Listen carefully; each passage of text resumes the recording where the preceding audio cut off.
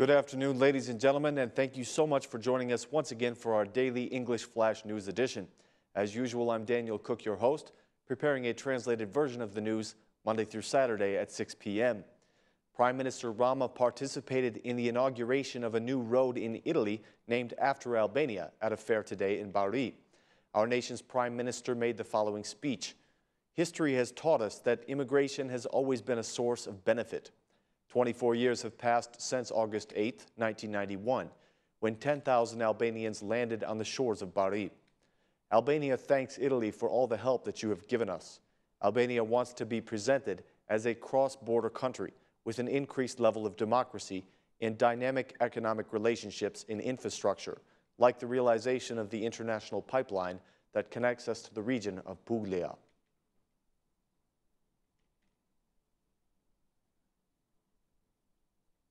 The ODIHR report on the elections in Albania was discussed today by the Foreign Affairs Committee of the European Parliament.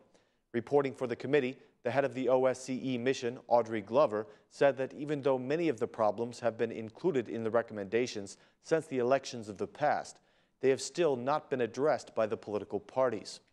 She said that she finds it interesting that all parties, the Socialists, the Democrats, and the SMI, claim to be implementing the recommendations, and yet it is clear that most of them are not being followed. Glover went on to say that the legal framework could offer the basis for democratic elections, but the political parties misuse their power and responsibilities, and there is no political will to respect the law effectively. Speaking briefly about the accusations of vote buying, Glover declared that there was no transparency concerning the funding of the election campaigns. Glover insisted on three main priorities. First, the implementation of the repeated recommendations in the report. Second, the legal amendments should be done at least 1 year before the elections of 2017, so that the electorate has time to learn the new regulations. Third, the completion of the judiciary reform. The debate later became focused on the decriminalization issue. The EU ambassador to Albania, Romana Vlahutin, considered this issue to be the most important in Albania. He said, "We are waiting for the approval of the law on decriminalization in order to clearly define who can run in the elections and who can hold a public office." The reporter for Albania, Edward Kukan, declared that in these conditions, the elections in Albania cannot be defined as free and honest. Together with the other mediator of the December agreement between the parties, Kukan declared that the country cannot go forward if the decriminalization is not done. According to Kukan and Fleckenstein, the justice reform and the other reforms are dependent upon the decriminalization.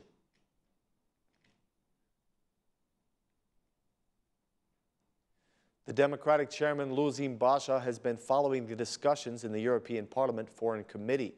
He has expressed concern about the standards of the elections in Albania. Referring to the report from the OSCE ODIHR, Mr. Basha declared that this is the first time in 13 years that Albania was not considered to be a country that offers free vote to the citizens. Mr. Basha said, "My presence in the European Parliament is related to the discussion of this important topic. Today, the elections are the most important issue for Albanian democracy. The failure to organize free elections is a fatal blow for the democracy of our country. I have had meetings with the MEPs, the representatives of other European institutions, and representatives of the European People's Party. The situation in Albania is considered to be dramatic." During his meetings with various MEPs, the opposition leader also discussed the issue of decriminalization. According to Basha, without solving this issue, the other election problems cannot be addressed.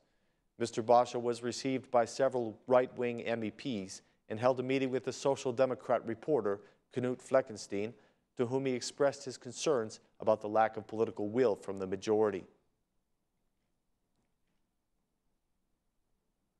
The head of the Justice Commission says that the role of the internationals in the justice reform, together with the political will of the majority, guarantees that the reform will be finalized successfully.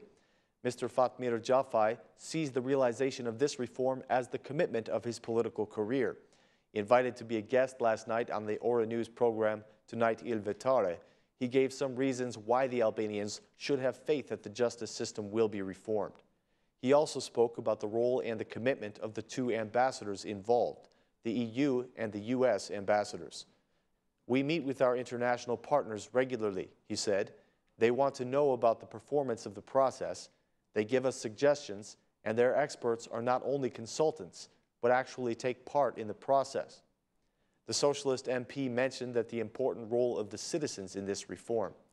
According to him, they are fed up with the situation, and the political leaders have a great responsibility to them. Mr. Joffe announced that foreign experts in the field of justice will be coming to Albania and will directly participate in the investigation of various issues.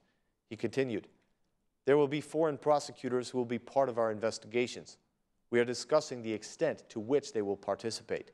In general, Brussels has agreed with the results of the international and Albanian experts," declared the head of the Justice Reform Commission.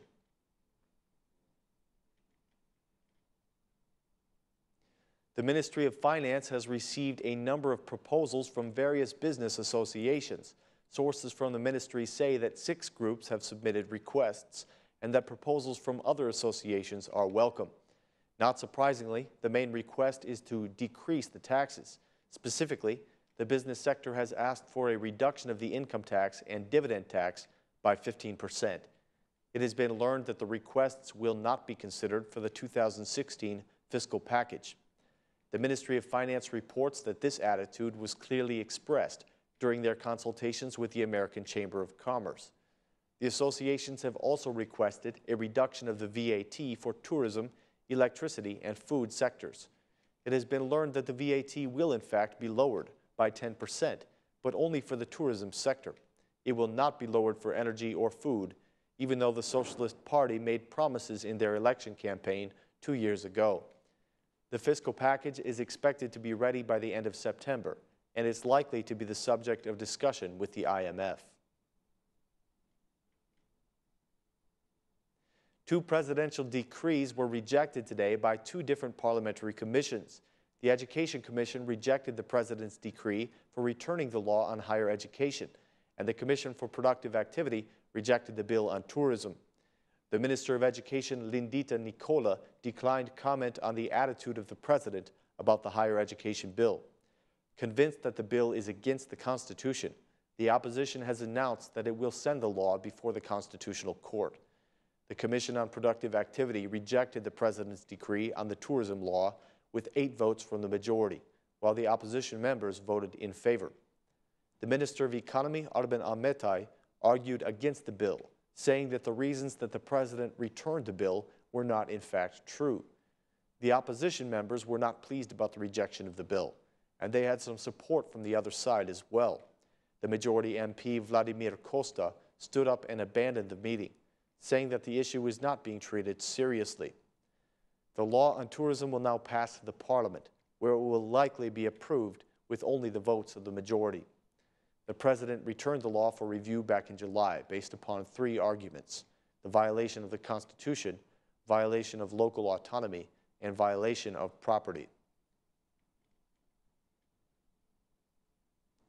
The Ministry of Transportation has announced that they will be submitting a comprehensive legal package as an attempt to fight informality in the urban transportation lines. Minister Edmond Hajanasto made an inspection of the bus station in the capital city and warned that harsh action will be taken against dishonest competition. He announced that there are going to be penalties whenever bus tickets are not given to customers, and that the reform of urban transportation is fully focused on providing better service to the citizens. Earlier today, Minister Hajanasto participated in a meeting of the Law Commission, where he presented a bill on the construction agreement at Porto Romano in Durrës.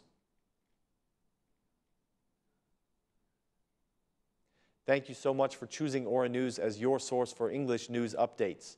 Please join us again tomorrow at the same time for more Albanian news translated into English. Thanks, and have a great night.